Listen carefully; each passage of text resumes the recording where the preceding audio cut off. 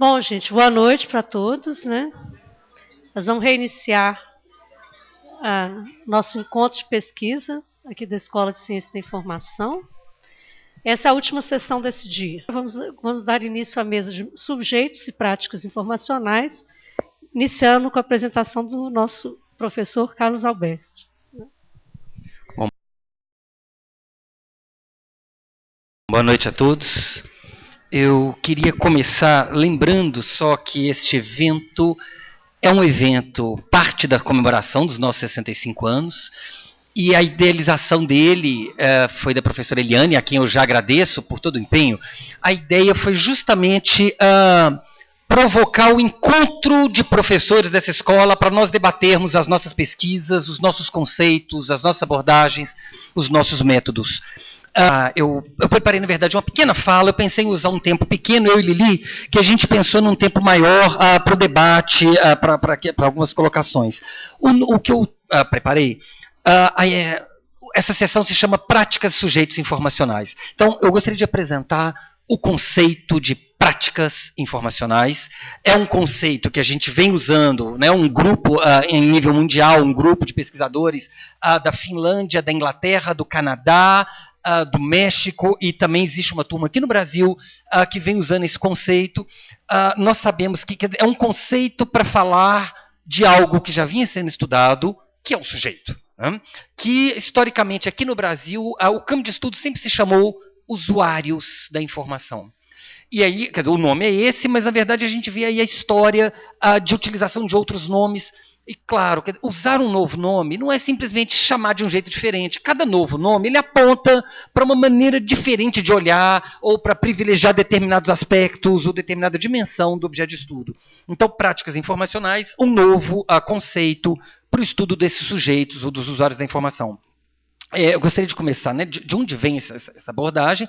Ela está muito ligada ao surgimento, ou à consolidação de uma coisa chamada paradigma social, paradigma intersubjetivo, ou paradigma pragmático no campo da ciência da informação. Então existe uma ligação entre essas duas coisas. A gente poderia dizer quase que ela é a manifestação no campo dos usuários desse paradigma ou desse modelo de estudos. Né? A Janice falou mais cedo de um paradigma sociocultural, né? Então ele também tem alguns nomes. No campo propriamente, então, dos usuários, né, dos sujeitos, ele está ligado a uma perspectiva pragmática, a gente vai ver daqui a pouco o que significa, a ideia então de informação não como um fenômeno objetivo, nem subjetivo, mas intersubjetivo, o que isso significa. Ele está muito ligado a um evento que é o ISEEK, que está ali, né, que começou em 1996, Information Seeking in Contest. Ele é um evento que acontece a cada 2 anos, às vezes 3. O primeiro, então, foi em 96, o último foi na Inglaterra, eu e a professora Adriana estivemos lá, o próximo vai ser na Croácia, eu e Lili estaremos lá, né, Lili, se tudo der certo,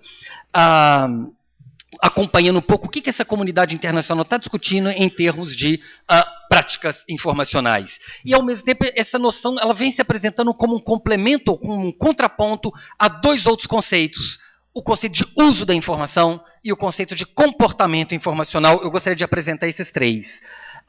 Também está ligado a algumas abordagens, particularmente das áreas social, psicológica, né, de uma psicologia social, que são a etnometodologia e o interacionismo simbólico, e envolve alguns conceitos, basicamente cultura, imaginação, sociabilidade e uma compreensão do conceito de conhecimento. Então, para inserir essa discussão nossa, eu vou rapidamente aqui dizer o que é esse tal paradigma social na ciência da informação.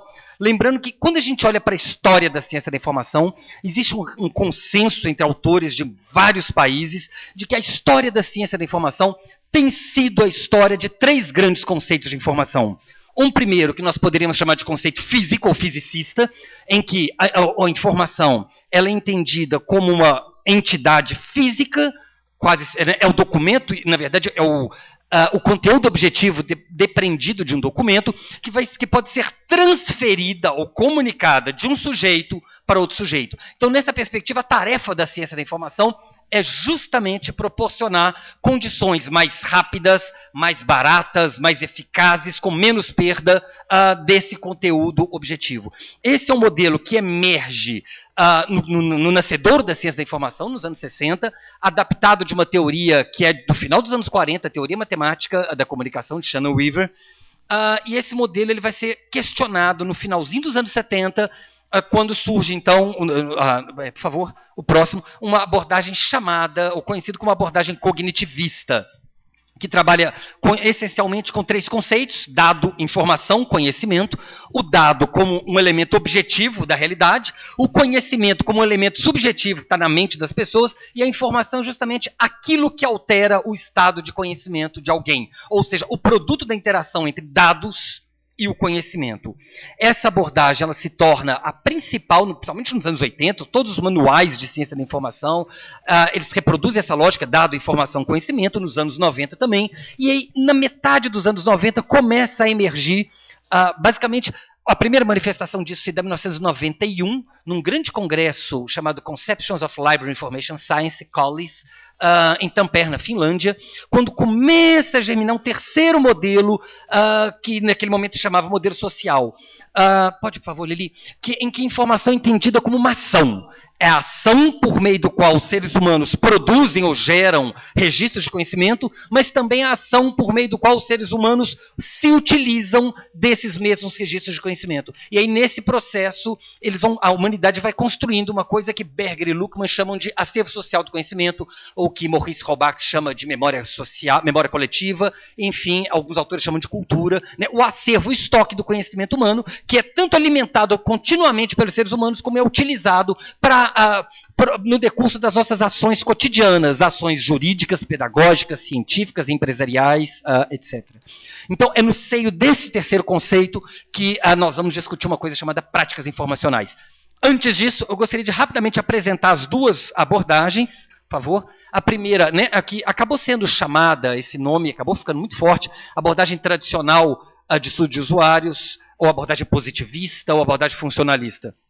E é curioso que ela nasce lá nos anos 20 ainda, quase assim, dentro dos estudos bibliométricos. Então, citar um autor era usado como indicador de uso, e eu poderia fazer uma medição disso, etc.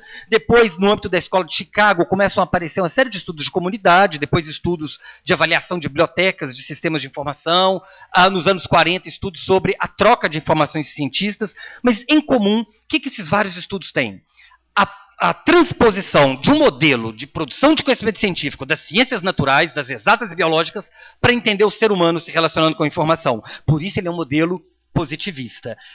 Então, na verdade, o grande objetivo, né, o objeto desses estudos é aquilo que é externamente observável. Então, eu vou fazer estudo, por exemplo, da diferença de uso de informação entre homens e mulheres, ou entre idosos, adultos e jovens, que tem características externamente observáveis, e o uso também é aquilo que pode ser externamente observado e medido. Por exemplo, os livros que foram...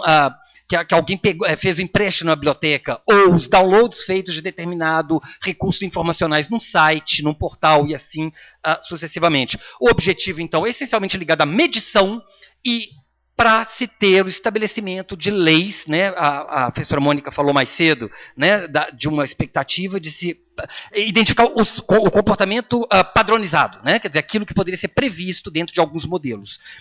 Isso aqui, por favor, Lili, é o modelo básico de um estudo de usuários nessa perspectiva, é como que fosse preencher essa tabelinha. Então, eu vou ter atributos de perfil do sujeito, sexo, idade, escolaridade, profissão, etc., aquilo que for julgado relevante. Eu vou ter atributos de comportamento, então, frequência de busca, frequência de necessidade, ou grau de avaliação do sistema, ou indicador de uso propriamente, daquilo que o usuário fez empréstimo, né, ou baixou, etc., o idioma em que ele fez a busca dele, etc., e eu tenho atributos que são dos sistemas, um sistema que é mais ou menos completo, atual, exato, etc. Então, eu vou criar categorias para medir a incidência de cada um desses atributos. Eu trouxe aqui um pequeno exemplo de um estudo nessa linha. Aqui nós temos, essa é uma tabela desse estudo, em que tem aqui as fontes de informação, e eu vou fazer uma medição da frequência de acesso a essas fontes e eu vou utilizar uma variável. Eu posso usar a variável sexo, eu posso usar a variável idade, etc. No caso desse estudo, a variável foi uma pequena empresa ou uma grande empresa. Então, a pequena empresa é aquela que tem até 100 funcionários, está ali. Uma grande empresa que tem mais de 1.000 ou mais funcionários. Então, vocês vão ver ali que eu tenho a coluna das fontes de informação, eu tenho a coluna do tamanho da empresa, que é a minha variável nesse caso. O N é o número de respondentes. Os respondentes podiam dar nota, né, um número de 1 a 5, sendo 1 menos de uma vez por ano, 5 pelo menos uma vez por dia, tem uma gradação. Os respondentes davam uma nota, essas notas eram somadas, tirava-se a média, então está aqui a média. E aí a gente pode ter um quadro que... Então, o que particularmente esse quadro descobriu? Né? Que, em relação a algumas fontes de informação, quase não há diferença de comportamento informacional. Por exemplo, no setor clientes, a gente pode ver ali que a resposta é muito parecida, a média é 3,47 e 3,48. Aquele número do teste, ele demonstra, então, que a diferença é muito pequena, da ordem de 0,05. Quer dizer, uma grande empresa ou uma pequena empresa, elas usam o cliente como fonte de informação com a mesma frequência. E aqui o caso extremo, que são memorandos circulares eletrônicos, em que a diferença é a maior verificada, 3,51, 4,48, mostrando então que, em relação a essa fonte de informação, o uso numa empresa pequena é muito menos intenso do que numa grande empresa. Né? E aí, esse estudo continua tentando explicar alguns desses resultados encontrados. Isso aqui é um exemplo clássico de um estudo nessa abordagem. Nos anos, volta Lili, lembrando que essa abordagem, ela é chamada tradicional porque ela foi a primeira a existir.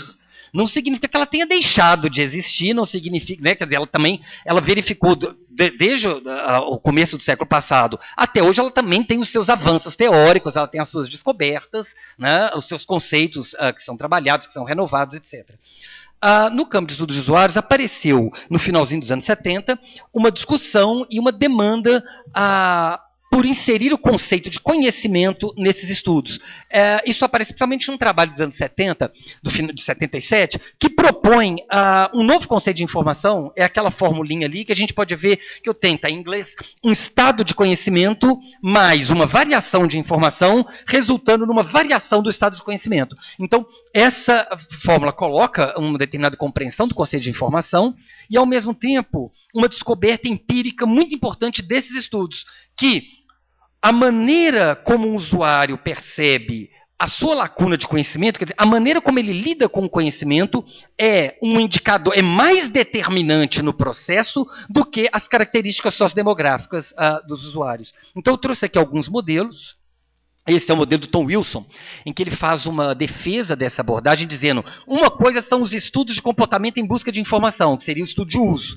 Outra coisa seria um comportamento geral de busca de informação, de interação do usuário com o sistema. O Tom Wilson propõe um novo campo, isso em 1981, chamado comportamento informacional, que abrigaria não só aquelas ações em que o sujeito intencionalmente vai a um sistema de informação buscar informação, mas também o que ele chama de a busca de informação passiva, que é aquela hora que a gente não está querendo, mas de alguma maneira a gente fica sabendo de alguma coisa, a gente recebe uma informação, e aquilo pode provocar, então, novas necessidades, novas demandas, novas ações, e assim sucessivamente. Então, esse é o modelo para demonstrar que, na visão do Tom Wilson e daqueles que o seguem, comportamento informacional não vem para ficar no lugar do estudo de uso. Ele vem para apresentar uma dimensão mais abrangente dentro da qual os estudos de uso estariam inseridos. Esse aqui é um outro modelo do Tom Wilson, em que é um modelo de comportamento informacional. Eu tenho ali o usuário, eu tenho a necessidade. A necessidade é que provoca o comportamento de busca, que vai ser feito em sistemas formais, informais, sujeito a sucesso ou fracasso, levando à transferência de informação, a novas demandas, etc. Vocês vão ver que o que está em jogo nesse modelo, basicamente, é a ideia de que é uma demanda que é sentir necessidade que provoca o processo. Por isso, não é à toa que utiliza esse conceito de comportamento, que é um conceito trazido lá da psicologia comportamental behaviorista, que entende a ação humana por meio de mecanismos, estímulo-resposta. Então, se eu quero entender a ação humana, eu preciso encontrar os estímulos que provocaram as respostas, a relação de causa e efeito. Esse aqui é um modelo, por favor, Lili. Esse aqui é um outro modelo do Tom Wilson também, em que, na verdade, é o mesmo esquema teórico, ele é um pouquinho aperfeiçoado, em que eu tenho ali variáveis que são da pessoa, do nível psicológico, do nível social, dos papéis sociais, da performance e do ambiente social, político, cultural, econômico, etc. Então vocês vão ver que aquele quadro, ele conduz para as ações propriamente então informacionais, e ele passa por 3 filtros: o pessoal, o coletivo, o intersubjetivo, coletivo e o social. Ou seja, eles são vistos como variáveis intervenientes. Eles ainda não são elementos constitutivos dos processos. Então, eles são elementos que eu poderia isolar, de alguma maneira, medir o tanto que eles afetam um determinado processo. Esse aqui é um outro modelo muito famoso, da Brenda Dervin, a teoria do sense-making, que é baseado no tripé conceitual: situação, lacuna e uso. Então, essa figura da própria autora, eu tenho ali um sujeito, quer dizer, nós vamos desempenhando as nossas ações no dia a dia. Então, a gente acorda de manhã, a gente toma café, a gente vai para o trabalho, vai para a faculdade, a gente assiste aula, enfim, né, nós vamos fazendo executando nossas ações. É na hora em que me falta informação sobre algo que eu não posso executar a minha ação, então eu não sei onde é a sala para onde eu tenho que ir, eu não tenho as informações sobre o que vai acontecer, uma determinada atividade, uma prova, etc. É na hora que eu tenho essa barreira, que ela chama de barreira, que me gera uma situação de, o que ela chama de situação problemática, parada problemática. E aí, o que é importante para o estudo do comportamento informacional? É a maneira como eu enxergo essa minha parada que determina o tipo de uso, o tipo de busca que eu vou fazer e o tipo de uso que eu vou fazer da informação. E a Brenda Dervin fez uma série de estudos empíricos, dezenas de estudos, e ela percebeu que o sujeito tem várias maneiras de perceber essa lacuna. E a maneira como ele percebe está diretamente relacionada à maneira como ele vai executar os demais passos do processo informacional. Esse aqui é um outro modelo da Carol Coulthal, uma pesquisadora também dos Estados Unidos, que é um modelo que também é baseado em uma série de estudos empíricos, principalmente no ambiente de biblioteca escolar, também um pouco no campo da saúde, em que ela trabalha com o que ela chama de abordagem baseada em processo. Então, o usuário ele é entendido como alguém que está envolvido num processo, no caso que envolve 6 etapas, e a grande contribuição da Brenda Dervin é perceber que a cada uma dessas etapas estão relacionadas certas ações físicas, está ali, certos pensamentos, uma dimensão propriamente cognitiva, mas também uma dimensão afetiva, a Mônica falou disso, né? Uma dimensão emocional. Tati também lembrou disso, né? Da importância disso. E essa dimensão emocional, a maneira como ela é sentida pelo usuário em sentimentos de incerteza, de confusão e de confiança, ela está diretamente relacionada com o fracasso ou o sucesso do processo de buscar informação, de selecionar, de explorar e assim sucessivamente. Um outro aqui é o modelo do Taylor. Taylor trabalha com 4 categorias de necessidade de informação. Eu não vou detalhar aqui agora por causa do tempo, se for o caso a gente pode voltar nisso, mas desde aquela em que eu formulo para o sistema claramente o que eu quero, chegando até o nível mais profundo que Taylor chama de visceral, que às vezes é um tipo de necessidade de informação que pode não estar nem mesmo clara para o sujeito. Então ela atua num certo nível inconsciente. O David Ellis é um pesquisador da Inglaterra, ele trabalha com o uso da informação propriamente, ele trabalha com 8 tipos, ou 8 categorias, 8 maneiras diferentes, por meio das quais nós usamos informação. Isso não foi uma criação da cabeça dele, foi a partir de uma série de estudos empíricos em que ele chega a essas categorias, e nós chegamos, por fim, ao Xu, que é um pesquisador radicado no Canadá, que a grande contribuição dele, na verdade ele tem uma série de contribuições, mas uma delas, muito singular, é a capacidade que ele teve de juntar achados teóricos de pesquisadores diferentes e propor num único modelo que tem dimensões, portanto, emocionais, cognitivas e sociais, e que incidem de diferentes maneiras sobre 3 processos básicos, que são sentir a necessidade de informação, engajar-se no processo de busca de informação e efetivamente usar informação num processo que leva a novos ciclos incessantemente. Então, esse é um pouco o que nós temos acumulado de pesquisa na dimensão propriamente cognitivista, e eu gostaria então de apresentar uma nova virada nos estudos, que se dá pelo conceito de práticas informacionais. Então, mais uma vez, lembrando, esse conceito, ele se insere num momento, numa perspectiva em que se fala de uma mudança geral no campo da informação. Então, o Capurro fala em paradigma social, o Blaise Cronin fala numa virada sociológica, o Froman, que é um pesquisador canadense, fala no conceito de regimes de informação, Yorlan em análise de domínio, e poderíamos prolongar isso. E no campo propriamente dos estudos de usuários, a gente tem alguns autores, por exemplo, o grupo da Finlândia, que é Savolainen, Talia, Tuominen e outros, que defendem uma abordagem construcionista de estudos de informação. O Tom Wilson mesmo, o Tom Wilson é muito curioso. Tom Wilson tem 40 anos de carreira, e aí ele tem um determinado momento que ele revê a própria posição teórica dele. Ele falou, olha, aqueles modelos que eu fiz lá, eles são bons para isso, mas eles têm sérias limitações. E aí ele propõe, a partir da leitura de Alfred Schutz, sobre o mundo da vida, ele propõe uma nova abordagem fenomenológica dos estudos de usuários. O Chatman propõe o que ele chama de modelo social, a Karen Pettigrew que propõe o que ela chama de modelo multifacetado, alguns autores vêm chamando de cultura informacional, há um conceito que tenta ver o caráter de produtor e de usuário ao mesmo tempo dos sujeitos, etc. Então, é nesse quadro que se insere uma discussão sobre práticas informacionais e também, do mesmo jeito que o estudo de uso, ele busca bastante na estatística, nos modelos matemáticos, a sua consolidação. E a abordagem cognitiva, ela busca na filosofia do Popper, mas ela busca também no behaviorismo e em outros lugares a sua fundamentação. O conceito de práticas, ele busca em algumas teorias muito específicas, particularmente no conceito de realidade. Então, a realidade não é mais entendida como algo dado, mas ela é entendida como um processo em permanente construção, e uma construção que é coletiva, que é da ordem do intersubjetivo. O conceito de prática, na verdade, que é de onde essa abordagem busca, né, a inspiração, que vem da etnometodologia, que é uma corrente criada nos Estados Unidos, particularmente prioritariamente pelo Harold Garfinkel, 1967, o interacionismo simbólico, que propõe estudar o ser humano sempre como um ser em ação, um ser que está constantemente atribuindo significados esses que são produzidos no contexto das interações. O Geertz, que é um autor que trabalha com um conceito que é a descrição densa, significa que nós agimos fisicamente, então, né, nós temos ações fisiológicas, nós carregamos coisas, nós falamos coisas, nós vestimos roupas, mas que cada ação que nós fazemos, ela também está imbricada num significado que é socialmente construído. Então, estudar a ação humana é fazer uma descrição fisiológica, mas também uma descrição dos significados, que é o que ele chama de descrição densa. Piaget é um autor que vem sendo retomado no nosso campo, justamente porque Piaget trabalha com a ideia de que conhecimento, né, o processo de conhecer, não é um processo de preencher lacunas, mas ele é um processo dialético por meio do qual eu interfiro com as minhas categorias de pensamento no real, ao mesmo tempo em que eu sou transformado por esse real que age sobre mim.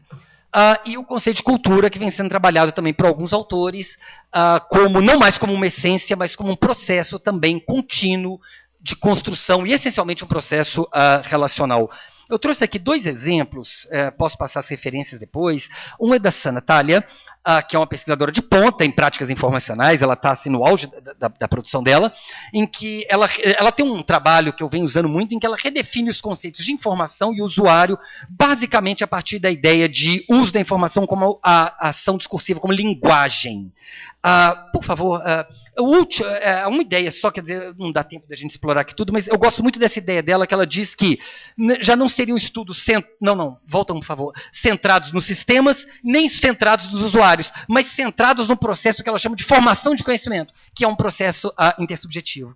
O outro texto, né, os outros 2 autores, Tuominen e Savolainen, eles vêm defendendo o que eles chamam de uma abordagem construcionista, que é uma abordagem construída intencionalmente em oposição a Shannon e Weaver, portanto, ao modelo de uso da informação, também intencionalmente construída em oposição ao modelo cognitivo que veria apenas cérebro se relacionando com a informação, como se a gente vivesse num mundo numênico, quer dizer, apenas de relações de conhecer coisas e inseri-las em nossa mente, e em lugar disso elas propõem, recorrendo ao autor, que é Wittgenstein, né, que trabalha essencialmente com a ideia de que as coisas só têm sentido no uso que é feito delas. E esse uso é sempre um uso contextual. Então, nesse sentido, eles propõem a ideia de que a informação ela não teria um sentido nela mesma. Ela só teria sentido em cada contexto no qual ela é acessada e, principalmente, no qual ela é apropriada por sujeitos específicos.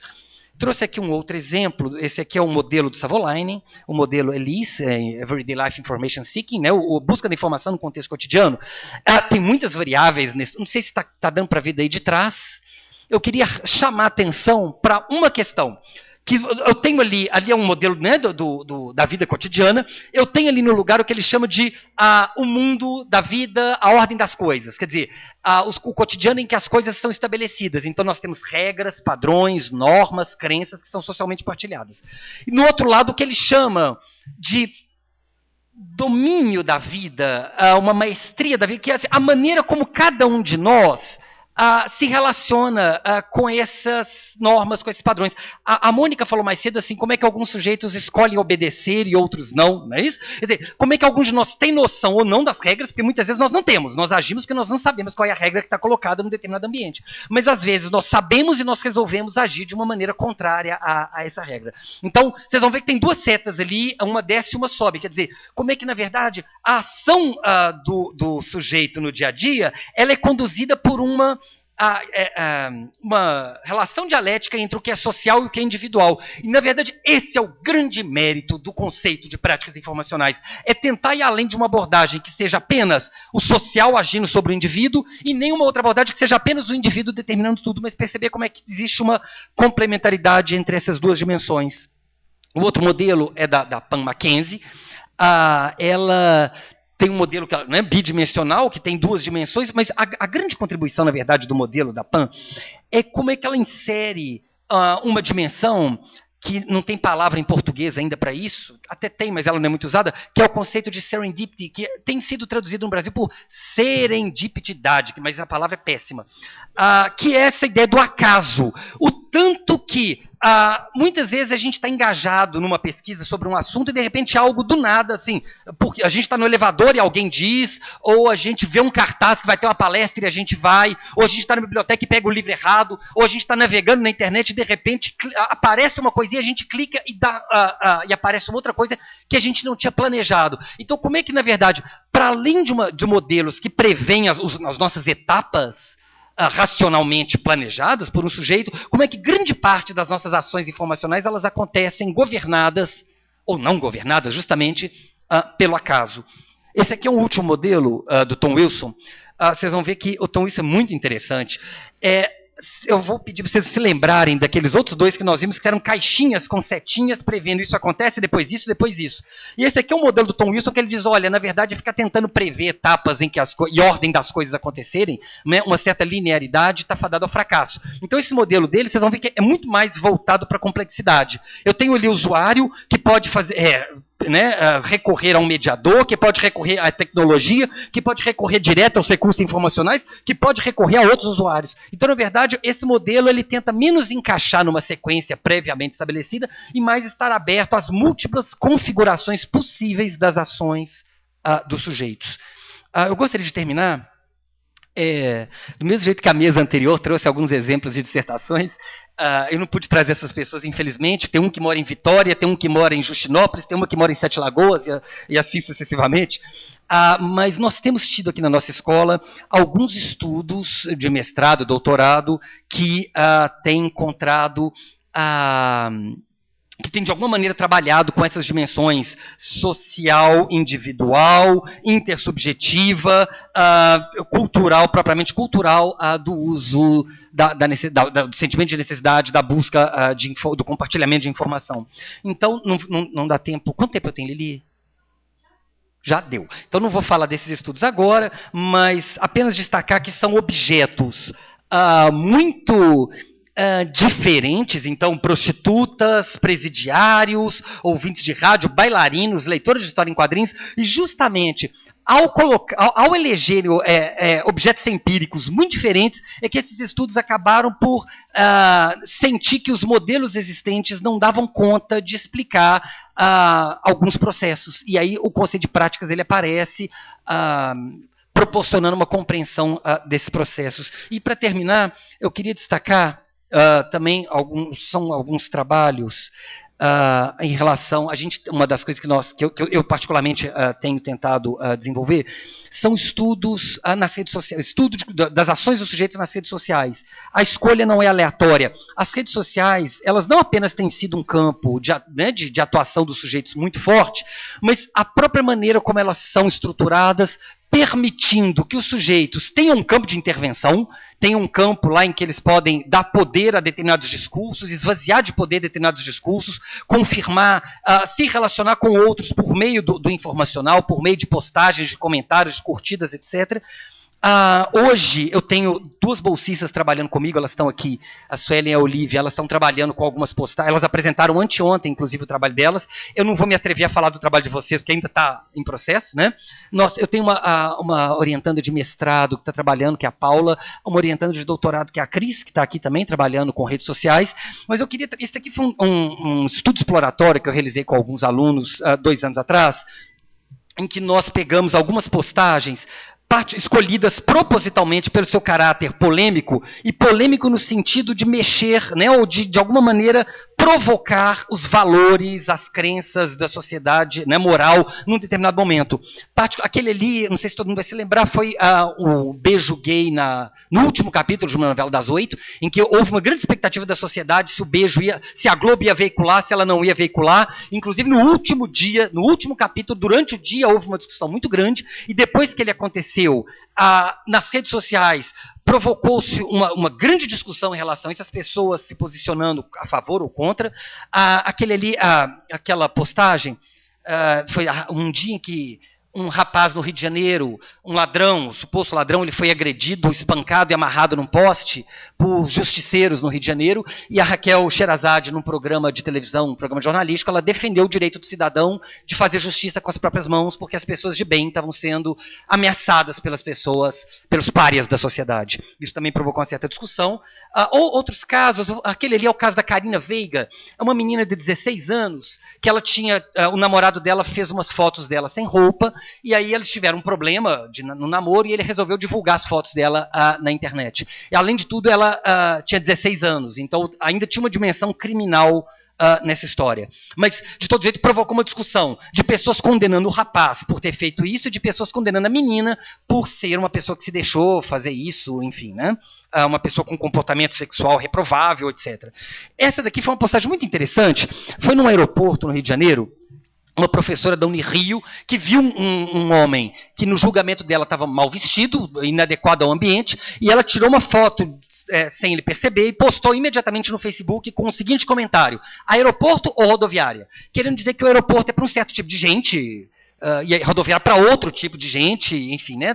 Ou havia ali um certo julgamento de lugares, de posições de sujeito, e isso também provocou um debate imenso entre pessoas se posicionando para um lado, para o outro lado. Mas esses casos todos, qual que é a relevância deles? Né? A ideia de que, como é que uma única postagem, quer dizer, como é que uma única fala, e aí a existência material dessa fala numa rede social, ela provoca um conjunto de acontecimentos que se dão todos a partir da dimensão informacional, porque são novas postagens, são novos comentários, são novas escritas que estão lá registradas. Essa moça aqui, por exemplo, essa professora, ela ocupava um cargo numa pró-reitoria, ela foi destituída desse cargo pelo mesmo reitor que, na verdade, tinha entrado apoiando ela nessa postagem. Então, como é que um ato informacional ele gera consequências jurídicas, econômicas, culturais, como é que ela mobiliza pessoas e como é que ela gera toda uma nova dimensão de atos informacionais que acabam funcionando como um certo registro do que uma sociedade pensa, valoriza numa determinada época. Então, a dimensão de contexto ela é muito importante nesse sentido. Peço desculpa a vocês pelo avançar do tempo e, às vezes, por ter falado muito rápido. Vou passar para a Lili. Espero que a gente tenha um tempinho para debater depois. Obrigado.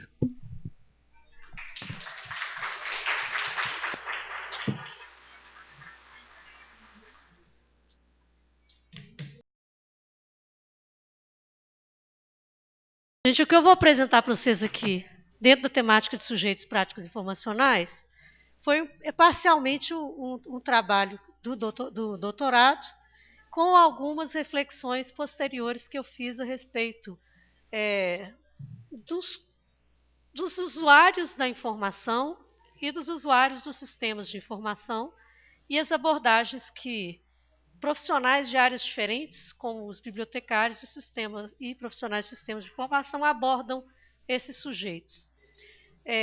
Essa apresentação, vocês me desculpem, ela está em inglês, eu não tive como traduzir por enquanto, né? que eu apresentei em outra ocasião. Então, eu vou falando para vocês na medida que os slides forem passando.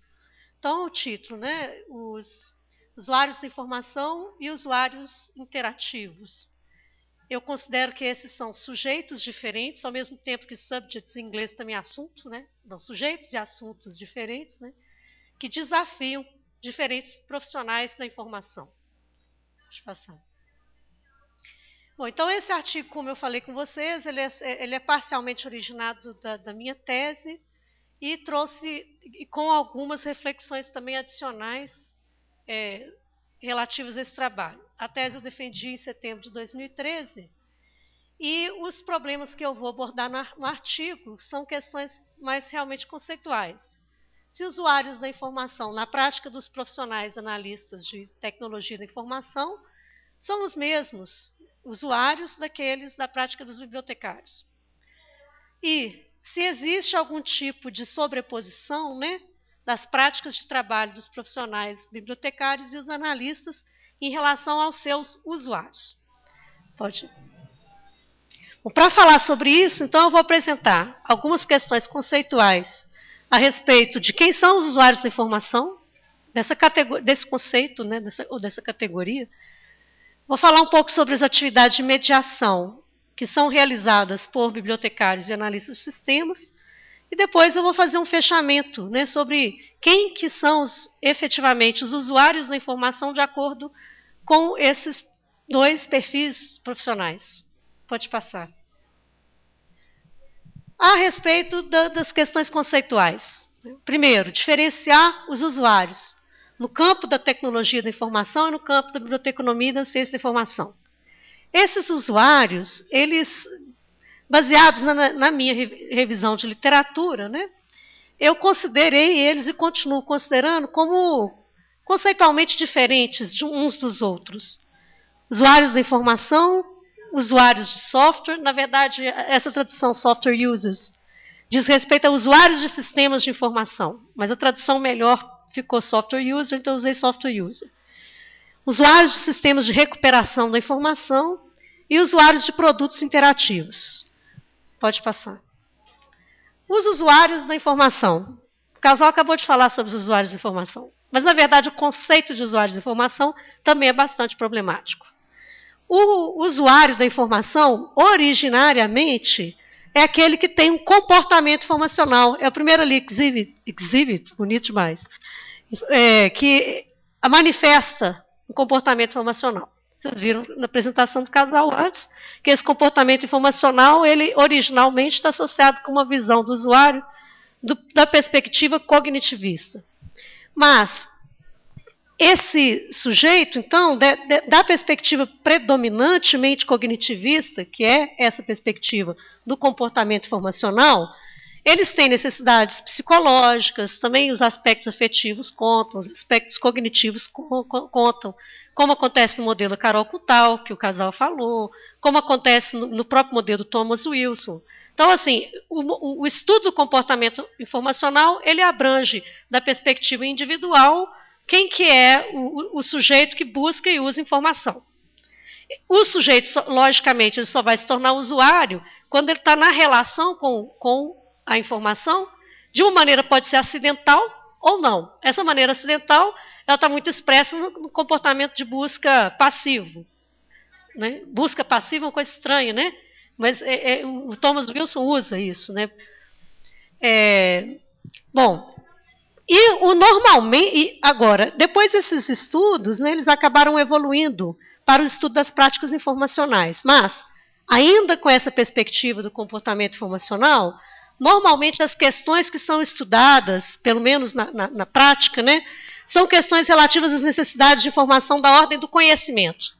O usuário, ele posta alguma questão para um sistema, para ele conseguir construir conhecimento ou transformar seu estado de conhecimento. Aí vem a teoria dos estados anômalos de conhecimento para ajudar nisso. E outra questão, então, isso é uma orientação. E o usuário também se vê na busca de informação quando ele tem que realizar alguma tarefa. Então, a orientação é para a busca de conhecimento ou para a realização de tarefa. Essa distinção é feita pelo Le Quadic, num dos trabalhos dele. E para essa definição de comportamento informacional, existe um certo apagamento da dimensão do usuário como leitor. Então, assim, o usuário é alguém que está numa dimensão muito pragmática de busca e uso da informação. Não exatamente aquele que está leitor e imerso no mundo da cultura, que eu acho que é uma questão, ela vai ser parcialmente retomada pelos estudos das práticas informacionais. Pode ir. E aí é o modelo do Wilson, não preciso falar muito sobre ele, o casal acabou de falar, né? Então a gente tem, dentro dessas camadas, todos são usuários de informação. Então, tem o usuário que faz a busca no sistema de informação, Information Search Behavior, então ele apresenta comportamento de procura. O usuário que realiza, tem um comportamento de busca, Information Seeking Behavior. E o campo geral de investigação, que é Information Behavior, que também abarca as questões de comportamento de busca passiva e ativa de informação. O uso de sistemas digitais ou de recuperação da informação, então o usuário de sistemas de recuperação da informação, ele está contido dentro do círculo mais interno ali, né? Pode passar. Bom, e aí algumas críticas que o casal já falou desse modelo de comportamento informacional, não vou chover no molhado, que é um modelo que não está focalizado nas questões de leitura, não considera os aspectos sociais da interação de uma maneira mais aprofundada, e não vou ficar falando tanto sobre esse assunto. Pode passar. Bom, aí eu coloquei, mas essa questão não foi só eu que coloquei, né? Isso da revisão de literatura, e a Adriana, que estaria aqui, infelizmente não veio, ela também já fez essa construção, de certa maneira, uma apropriação dela, minha, de algumas ideias dela, com coisas que eu também pensei. Então, a gente tem ali do ciclo do comportamento informacional, usuários da informação, que tanto tem comportamento de procura, busca e comportamento informacional no geral, e do círculo mais externo, a gente coloca um usuário, o sujeito informacional. Seria um outro, ao invés de a gente falar usuário de informação, a gente pensa no sujeito informacional. Não é uma decisão inocente, que é o Carlos Alberto acabou de dizer, essa não é só uma questão terminológica. Quando a gente fala do sujeito informacional, ali tem o modelo da Pamela Mackenzie, né, que é as descobertas ao acaso da informação. Eu coloquei ali, está vendo? Que o casal apresentou antes, e existem outros modelos também que vão falar isso. Beleza, pode passar. Volta um pouquinho, só mais uma coisa. Ali, eu tentei colocar, para além dos círculos, pensando no Thomas Wilson e pensando no sujeito informacional, que é o círculo mais externo da figura, eu tentei colocar alguns sistemas e também algumas práticas, vamos dizer assim. Então, ali, o uso de sistemas digitais de recuperação da informação, eles estão colocados dentro do comportamento de procura, as práticas sociais de uso de jogos digitais, por exemplo. Dificilmente eu vou ver essas práticas sociais de uso de jogos digitais ou no ambiente digital dentro do comportamento do information user. Eu vou enxergar essas práticas dentro de um comportamento, entre aspas, do sujeito informacional. Pode passar. Bom, então isso aí são as dimensões. A gente enxergar o usuário da informação dentro do modelo do comportamento informacional e o sujeito informacional dentro das práticas informacionais. Bom, e os usuários de software? Eu coloco a categoria de usuários de software dentro de uma categoria um pouco distinta, né? Os usuários de software, eles tanto podem ser usuários que realizam buscas ativas de informação ou não. Eu coloco que os usuários de software, eles podem, né, realizar busca ativa de algum item presente em um sistema, como acontece nos sistemas de recuperação da informação, que é a letra A ali. Letra B, os usuários podem demandar na verdade, a geração de alguma informação que o sistema vai processar. Então, tem uma natureza distinta do usuário ser um usuário de sistema de recuperação da informação e o usuário ser alguém que usa um sistema de processamento de informação. o sistema de processamento de informação, ou melhor, processamento de dado, ele tem um comportamento que é diferente do sistema de recuperação da informação. Na verdade, são duas categorias de sistemas distintas. Então, a relação do usuário com esses sistemas também seria diferente.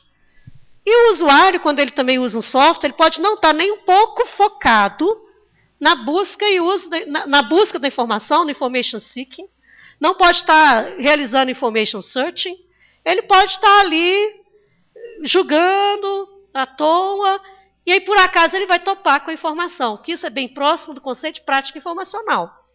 Tá? Então, no momento que eu estou julgando, eu não estou tendo um comportamento ativo de procura de informação, como eu faço no sistema de recuperação da informação.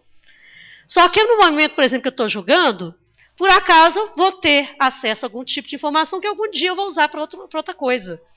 Então, tem é serendipity. Não vamos falar sobre isso, né? Mas tem alguns acasos. E aí todo sujeito, claro que o usuário de software é um sujeito informacional. E pode ou não realizar práticas específicas relacionadas ao comportamento informacional. E usuários de produtos digitais interativos. Aí eu coloco também como outra categoria. Todos os usuários de produtos interativos digitais são usuários de software, porque os produtos interativos, eles podem, por exemplo, uma jaqueta inteligente é um produto interativo que tem uma tecnologia embarcada, né, software embarcado. Então, de certa maneira, eu estou utilizando aquele software. Mas essa minha ação pode ser mais consciente ou menos consciente. E a natureza dessa consciência da ação é que faz com que eu tente categorizar um outro usuário, que está no círculo até mais externo do usuário do sujeito informacional. Então, o usuário de um produto digital interativo, como, por exemplo, um smart device, internet das coisas, que é o que a gente, né, tem falado isso, né? Ele pode não estar o tempo inteiro consciente do ato de busca, do ato de procura ou do uso do software. Então, tem era como se a falta de intencionalidade do usuário, às vezes, e várias vezes, está associada ao uso desses dispositivos. Então, de certa forma, a gente tem uma certa perda de autonomia do usuário, uma perda de autonomia do sujeito. Então, até que ponto eu posso dizer que esse sujeito é um sujeito? Ele está deixando de ter um pouco a dimensão do sujeito, da pessoa autônoma, e de exercer a autonomia mesmo. Que esse é o ponto, pode passar.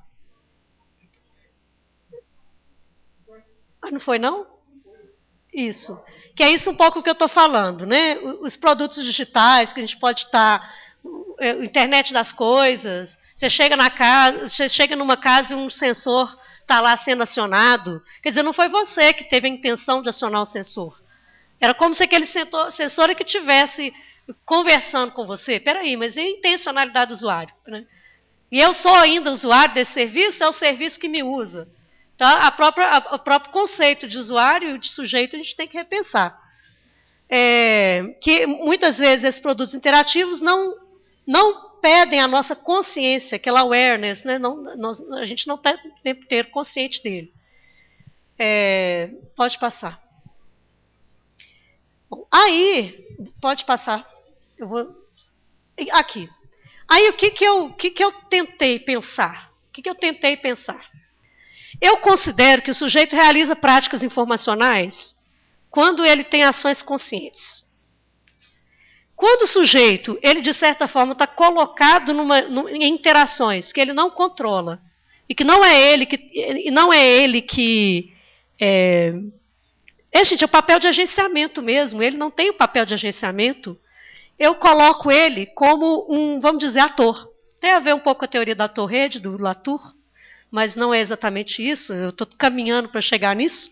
Então, tem uma parte das dimensões de uso de softwares e produtos digitais que elas estão além de eu considerar o usuário como um sujeito de prática informacional.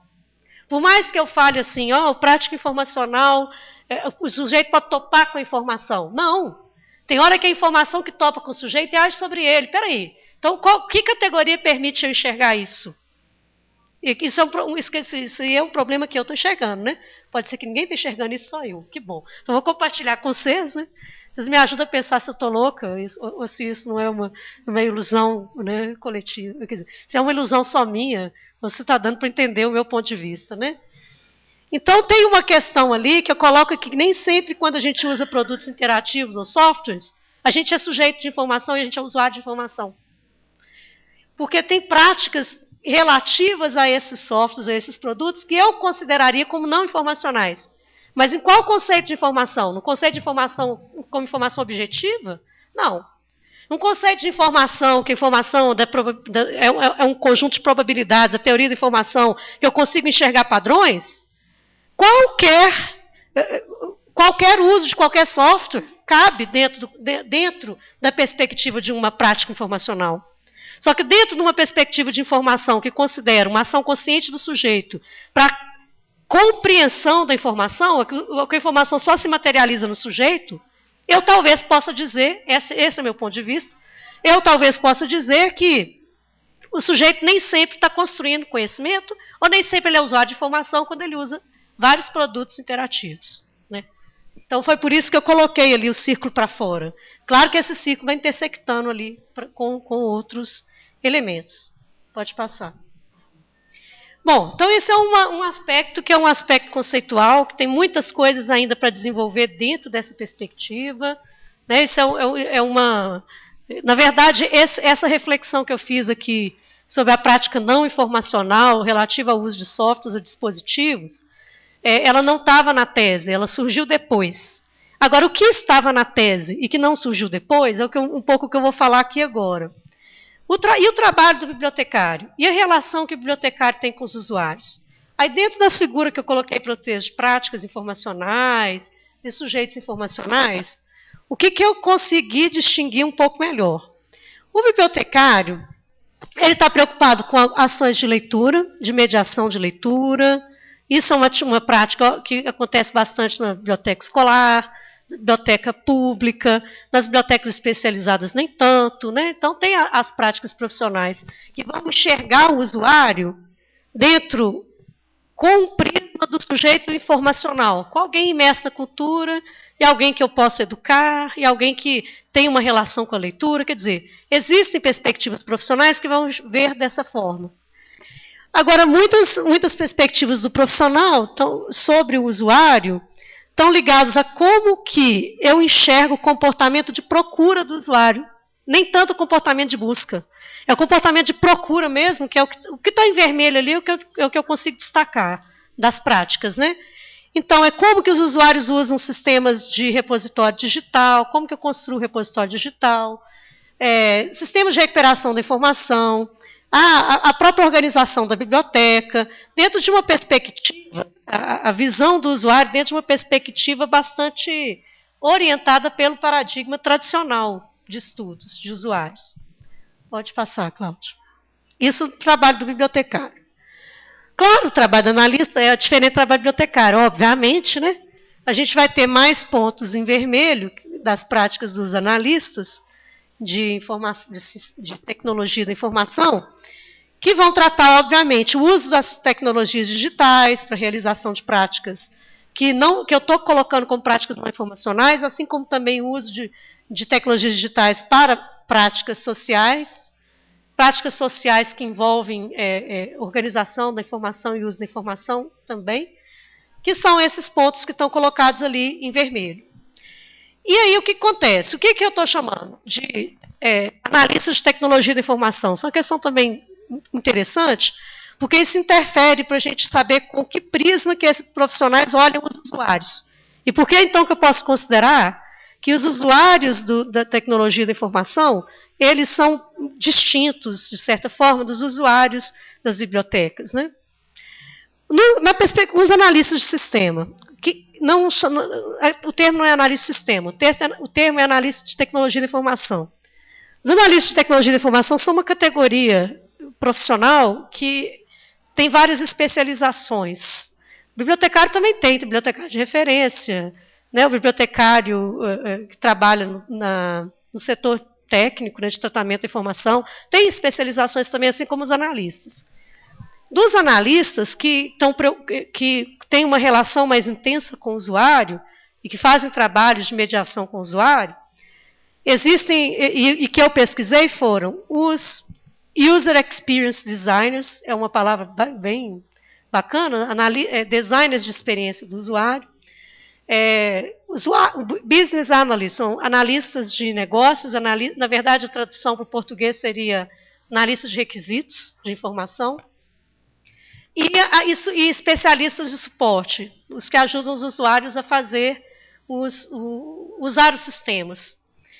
E cada um desses profissionais, eles enxergam os usuários de uma perspectiva diferente uns dos outros, no caso dos analistas de sistemas, aliás, dos analistas de TI, analistas de tecnologia da informação.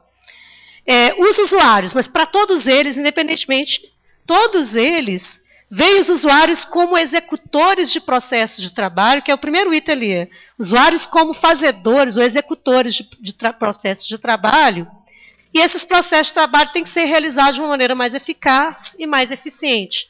Isso é claramente alinhado com a visão de usuário tradicional dos estudos de usuários da ciência da informação que o Casalberto falou.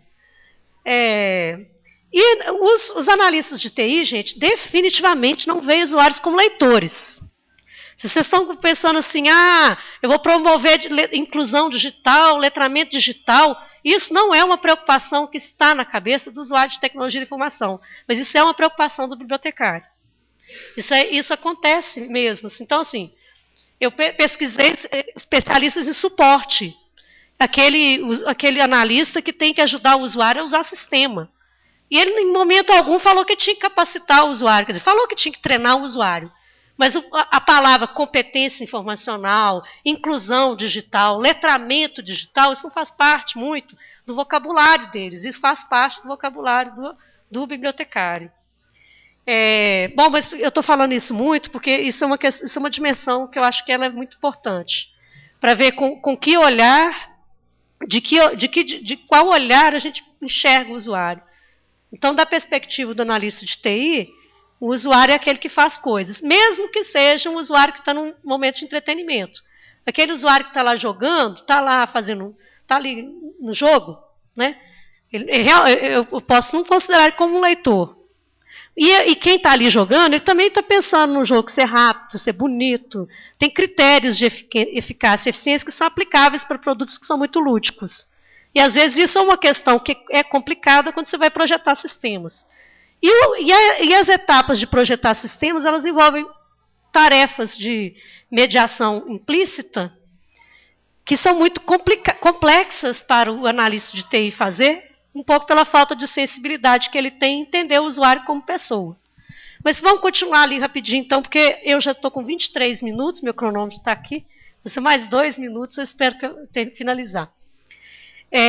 Então, a gente vê, no caso dos analistas de TI, a visão predominante, são os usuários, ao mesmo, de um ponto de vista dos analistas designers de experiência e que trabalham com produtos que são produtos lúdicos ou produtos da web, produtos para um mercado mais global.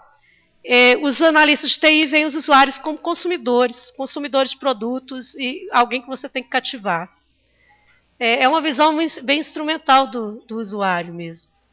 E do ponto de vista dos analistas de negócios, analistas de requisitos, os usuários eles são vistos como informantes para você fazer sistemas melhores para eles, né?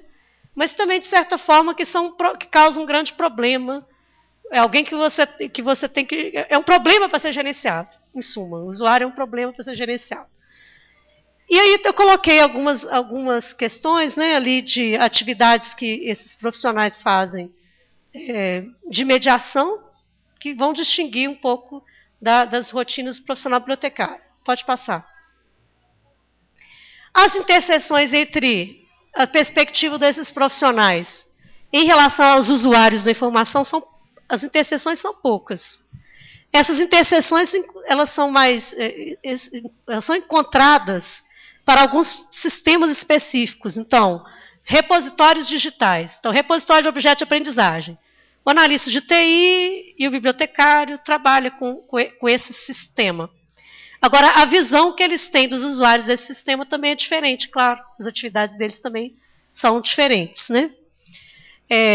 Os bibliotecários, nesse caso ali, eles ficam mais atentos às tarefas de mediação explícita, auxiliar, por exemplo, os usuários para construir os repositórios digitais de documentos, e os usuários, os analistas de TI com as mediações implícitas, uma parte das mediações implícitas, nem todas também.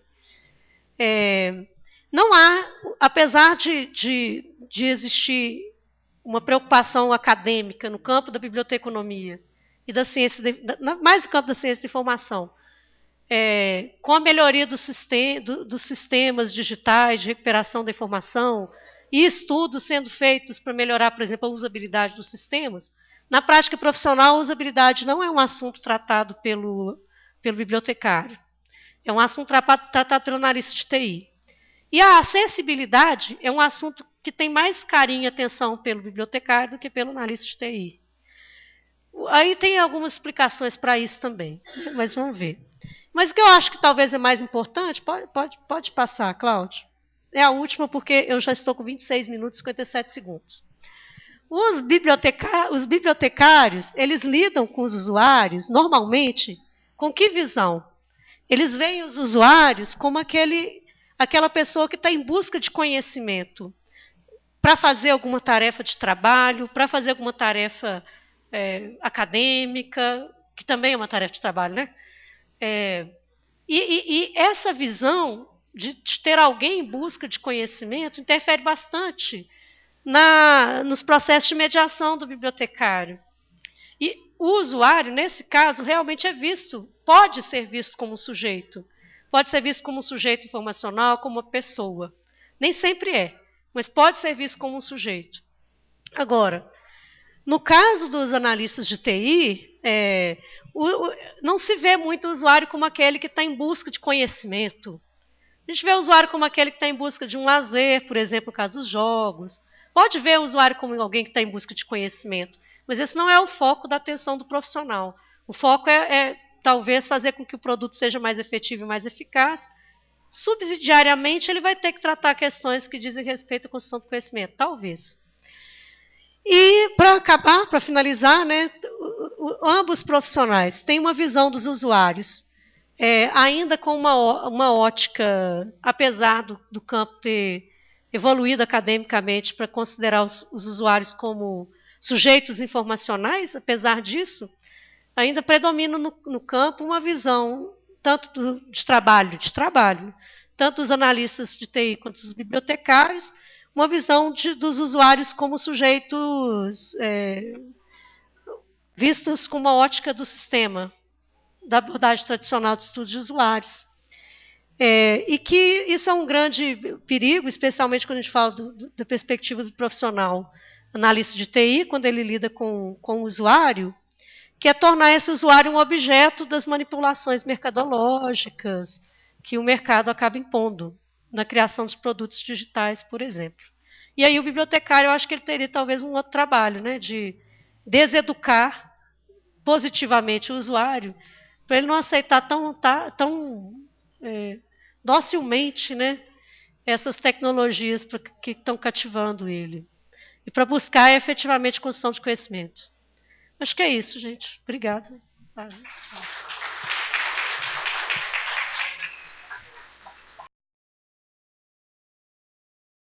Eu teria uma questão com relação à fala do casal, do casal Alberto, que é o seguinte.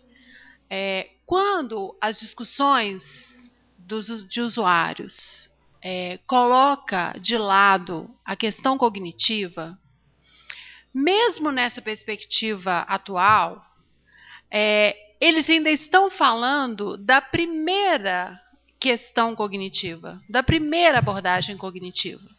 Porque a abordagem cognitiva que predomina hoje, ela é exatamente isso que está se propondo fazer. Isso tem sido discutido em várias áreas. E é incrível como que na ciência da informação, assim, acho que eu já disse isso em alguns artigos meus, como é que a ciência da informação não percebe isso. Mesmo quando se trabalha com o Piaget, né, o Piaget, apesar de ser construcionista, ter nessa questão toda, ele ainda é da primeira cibernética. Então, ele considera a priori algumas questões do ambiente só para que ele possa ver como é que o indivíduo atua naquele ambiente.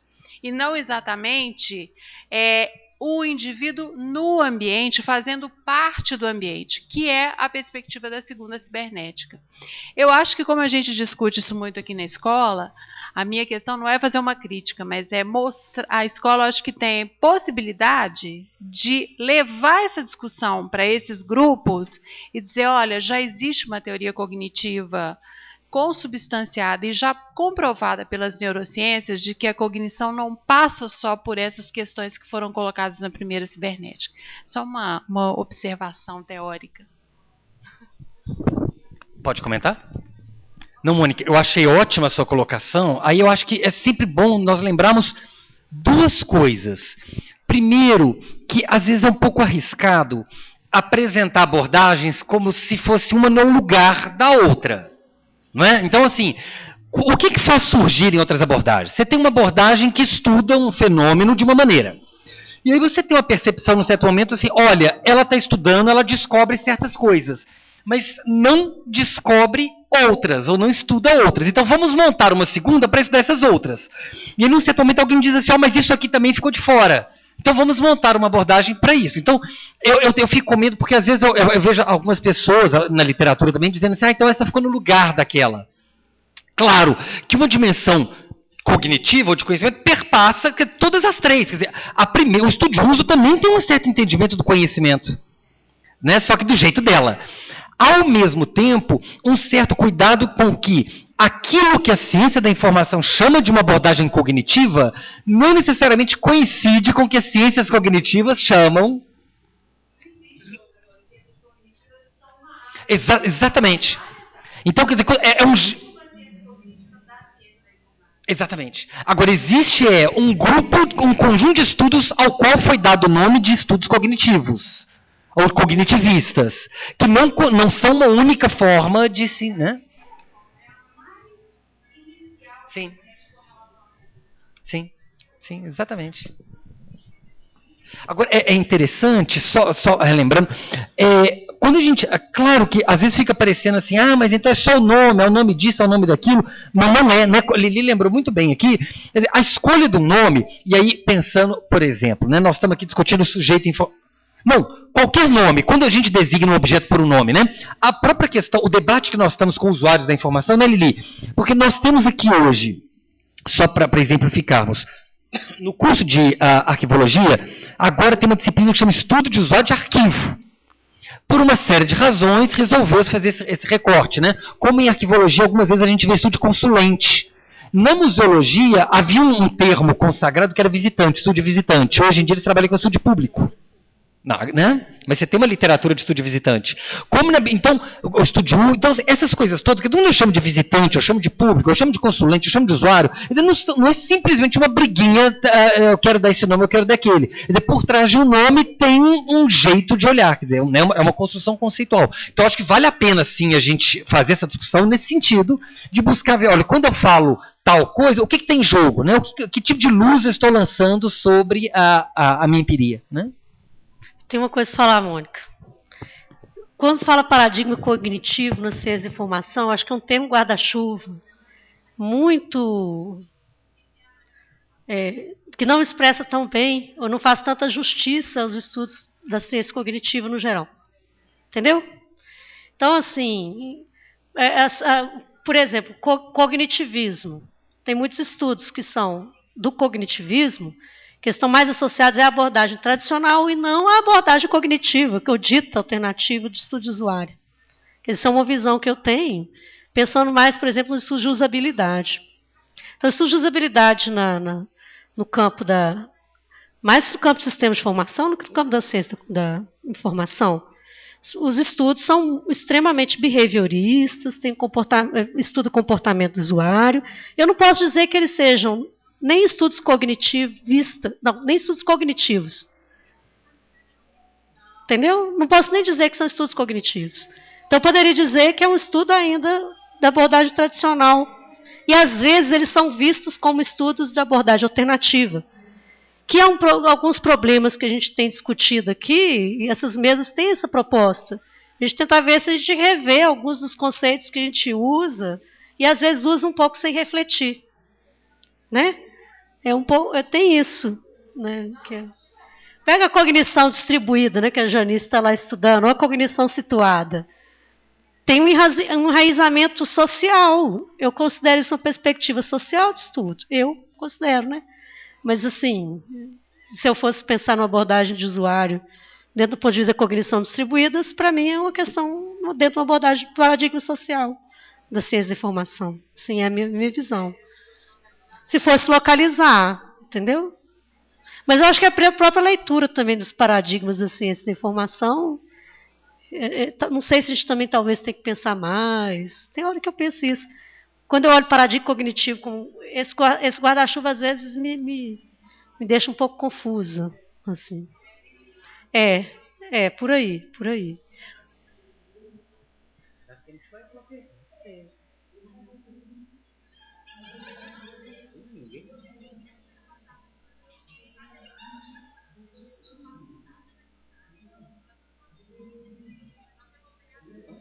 França, tem que fazer uma pergunta para mim. A Adriana está vendo. A Adriana está assistindo a gente?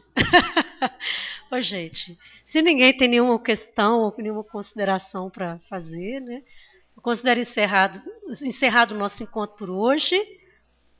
Convido vocês para vir aqui amanhã. E o professor Carlos Alberto, antes de eu encerrar, quer falar uma coisinha para nós. Não, eu só queria destacar, eu falei no início, a riqueza que eu vejo nesse evento, né, na maneira como está acontecendo, na maneira como diferentes questões são encaradas. Hoje, eu fiquei me lembrando muito, hoje à tarde teve uma mesa sobre mediação, e aí muita coisa que Lili falou agora, por exemplo, do leitor, não sei o quê, como é que ela apareceu nessa mesa, né? E eu fiquei particularmente lembrando assim, da fala do Cláudio mais cedo, quando você falou isso né, assim, do sujeito, como é que foi que você falou? Do sujeito, mas você não quer estudar o sujeito por si, assim, motivações, etc., mas o sujeito se relacionando com informação, com documentos, enfim, né? E a fala da Cristina, por exemplo, hoje de manhã, hoje à tarde, foi nesse sentido de um outro lugar, ela se ressentindo, por exemplo, de como que há uma certa separação entre os estudos operacionais, digamos assim, procedimentais e os estudos de usuários. E aí essa separação reforça um certo caráter, às vezes, tecnicista desses estudos procedimentais. Então, me parece que a continuidade dos temas dessas mesas, essa continuidade ela é muito rica para a gente pensar que todo encontro, toda a Gersina hoje, mas se foi na segunda apresentação, né? Gersina apresentou um outro campo, né? Que é o campo que hoje está se chamando organização do conhecimento. E foi muito interessante que ela falou assim, esse campo, ela foi falando também dos nomes, né? Classificação, e organização da informação, tratamento, e foi montando um pouco esse mapa, também trazendo contribuições recentes, ou como é que essa questão está sendo recentemente vista. E aí, para dizer assim, então, você quer dizer, como é que num outro lugar, numa outra sub-área, se a gente pode dizer assim, questões aparecem que têm a ver com as questões que estão colocadas numa sub-área como mediação, que foi hoje à tarde, e numa outra sub-área que são sujeitos que foi colocado, de certa forma, na primeira mesa, de uma maneira, e nessa segunda mesa de outra maneira. Então, como que, na verdade, um único olhar, né, uma única perspectiva não esgota o objeto, e como que os fenômenos informacionais, na verdade, eles ativam conhecimentos que são produzidos em lugares, em campos diferentes. Queria agradecer, mais uma vez parabenizar, agradecer a todos pelo empenho, pela participação nesse dia de hoje, e esperando que o dia de amanhã seja igualmente rico. Obrigada, gente. Boa noite.